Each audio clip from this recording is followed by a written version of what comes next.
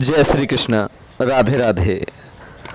आज इस वीडियो के माध्यम से मैं आपको एक पार्क का बहुत ही सुंदर नज़ारा दिखा रहा हूँ, लेकिन उसके साथ साथ एक कहानी भी आपके साथ शेयर करना चाह रहा हूँ कि हमारे ऊपर जब भी कोई परेशानियाँ आती हैं तो परेशानियाँ हमें विचलित कर देती हैं, लेकिन उन परेशानियों में कहीं न कहीं परमात्मा कुछ ऐसा निहित, ऐसा कुछ छुपा के रख देता है कि वही हमारे जीवन के लिए कई बार वरदान साबित हो जाती हैं।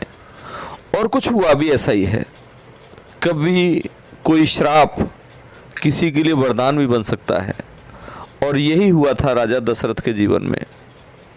राजा दशरथ लंबा समय हो गया था पर कोई संतान नहीं हुई, तो बहुत परेशान थे, बड़े विकट परेशान रहते थे, और परेशानी भी जायज़ थी क्योंकि चक्रवर्ती सम्राट और घर में कोई संतान न हो तो जीवन सूना सूना सा लगता है।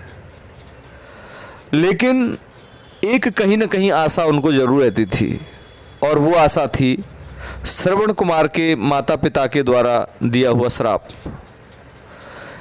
कहने के लिए तो श्राप मिला था, भगवान ने, जो संत थे माता पिता के, जो श्रवण कुमार के माता पिता थे, उन्होंने कहने के लिए तो श्राप दिया था, लेकिन इस श्राप में कहीं न कहीं राजा दशरथ के लिए वरदान भी छुपा हुआ था।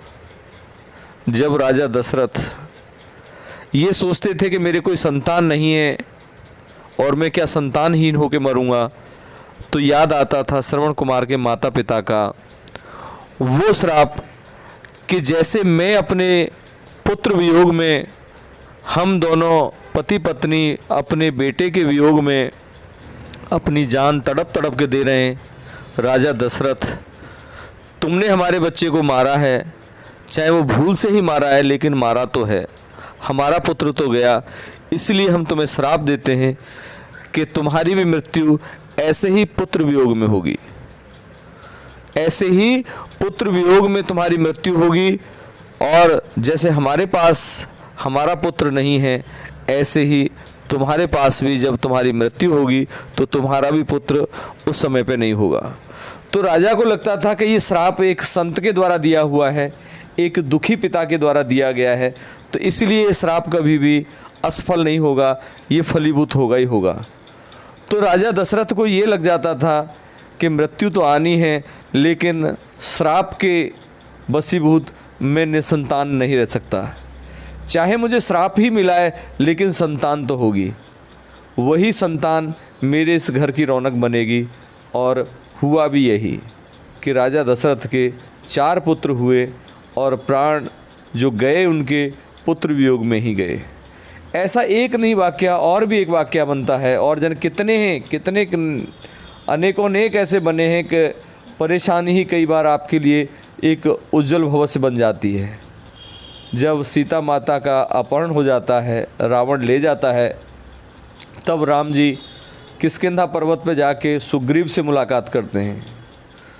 जब सुग्रीव से मुलाकात होती है और सुग्रीव की मित्रता राम जी से हो जाती है, और सब वानरों को इकट्ठा करके सुग्रीव दिशा दिशा में भेजते हैं, चारों दिशाओं में भेजते हैं, और बहुत अच्छे तरीके से उनको समझा के भेजते हैं कि किस दिशा में कौन जाएगा, किस दिशा में कौन जाएगा, कहाँ पे क्या क्या परेशानियाँ मिलेंगी, क्या क्या दिक्कतें आ सकती हैं। ये सब उन्होंने हर जूथ जो बनाए थे, जो पूरे ग्रुप बनाए थे, उन हर ग्रुपों में पूरा समझा के भेजा था, कहाँ कहाँ पे कौन कौन सी परेशानियाँ हैं, कहाँ कहाँ पे क्या क्या समस्याएं आ सकती हैं, किधर संभावना ज़्यादा रहेगी, किधर संभावना कम है। ये सब सुग्रीव ने प्रत्येक दल को बताया था। और जब सब दल चले गए तो भगवान राम ने सुग्रीव से पूछा कि सुग्रीव, मैंने देखा कि तुमने पूरे क्षेत्र के लिए, पूरी जहाँ जहाँ पृथ्वी का छोर है, ओर है, वहाँ तक तुमने अपने ये बंदरों के, अपनी सेना की टुकड़ियाँ भेजी हैं, दल बना के भेजे हैं, लेकिन इनको भूगोल की दृष्टि से समझा के बहुत अच्छे से भेजा है तुमने। जगह जगह तुमने भारत के प्रत्येक कोने में तुमने जो भेजा है, पर समझाया बहुत अच्छे तरीके से है। मुझे ये बताओ कि तुम्हें इतना ज्ञान मिला कहाँ से, तुम इतने ज्ञान को कैसे कहाँ से पा सके हो, ये मुझे बताओ कि तुम्हें पूरा भूगोल के बारे में तुम्हें पता था कि कहाँ पे कौन सी नदी, कौन सा नाला, कौन सा मौसम, क्या समस्याएं, क्या सी विकट दिक्कतें, ये सब तुम्हें कैसे ज्ञान रहा। तब सुग्रीव भगवान राम के चरणों में वंदना करके कहता कि हे भगवान, आज मेरी जो विपत्ति का जो समय, मैंने परेशानी का जो समय काटा, मुझे नहीं पता था कि वो इस परेशानी का समय कभी मेरे लिए ऐसा समय भी आएगा कि वही मेरे लिए कुछ लाभदायक बन जाएगा। भगवान राम ने पूछा कि भैया कैसे? बोले कि भगवान, मैं बाली, अपने भैया, बड़े भैया बाली के डर से पूरी दुनिया में छुपता छुपता फिरा हूँ। हर जगह में चला जाता था, हर जगह गया मैं, तो सब जगह, क्योंकि बाली जहाँ मर्जी में पहुँचता था वहीं पहुँच जाया करता था, तो इसलिए मैंने अपने छुपने के लिए हर पूरे भारत के टुकड़े टुकड़े पे जाके मैंने जहाँ जहाँ तक जा पाया, जहाँ जहाँ तक पृथ्वी मिली, वहाँ वहाँ तक मैं पहुँचाऊँ। तो इसलिए मुझे पता चल गया कि कहाँ कहाँ पे कौन कौन सी जगह है, कौन कौन सी व्यवस्था है, कैसे कैसे मैं आगे चल के अपने आप को बचाता बचाता तब यहाँ पे आके इस किष्किंधा पर्वत पे आके छुपा हूँ। क्योंकि इस पर्वत पे बाली का बल नहीं चलता, यहाँ पे आके बाली नहीं आ सकता एक ऋषि के श्राप की वजह से, इसलिए मुझे यहाँ पे आके भगवान शरण मिली है। तो मित्रों, इस कहानी से सिर्फ एक ही हमें सार मिलता है कि कई बार हमारी परेशानियाँ ही हमें समस्याओं में से सुलझा देती हैं। परेशानी बनी है, कोई बात नहीं, परेशानी टल जाएगी। कहते हैं कि बुरा समय जब अच्छा नहीं किसी का रहता तो बुरा भी नहीं रहेगा।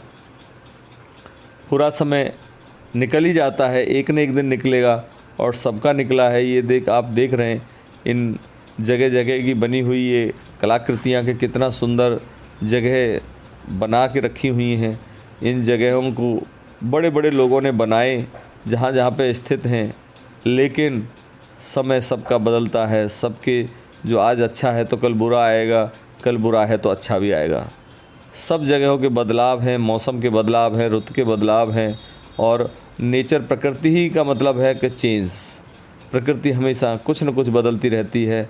और ये देखिए, ये रंग बदलती, ये कुतुब मीनार के अंदर कैसी लाइटिंग की व्यवस्था करी है कि कितना सुंदर लगता है ये नज़ारा, और बहुत ही अच्छा पार्क का नज़ारा है। छोटी सी कहानी है, लेकिन इस कहानी से हमें थोड़ा ज्ञान मिलता है कि भाई, जो अगर परेशानी भगवान ने हमें दे दी है तो ये परेशानी ही हमें कई बार हमारे लिए जीवन में काम आ जाएगी। जिन्होंने गरीबी नहीं देखी वो अमीरी का आनंद नहीं ले सकते, और जो अमीर हैं और उनको नहीं उसका आनंद मिल पाता।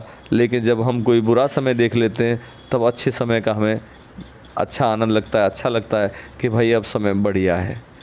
जय श्री राधे, जय श्री कृष्ण, जय श्री राधे, जय श्री कृष्ण, राधे राधे, राधे राधे।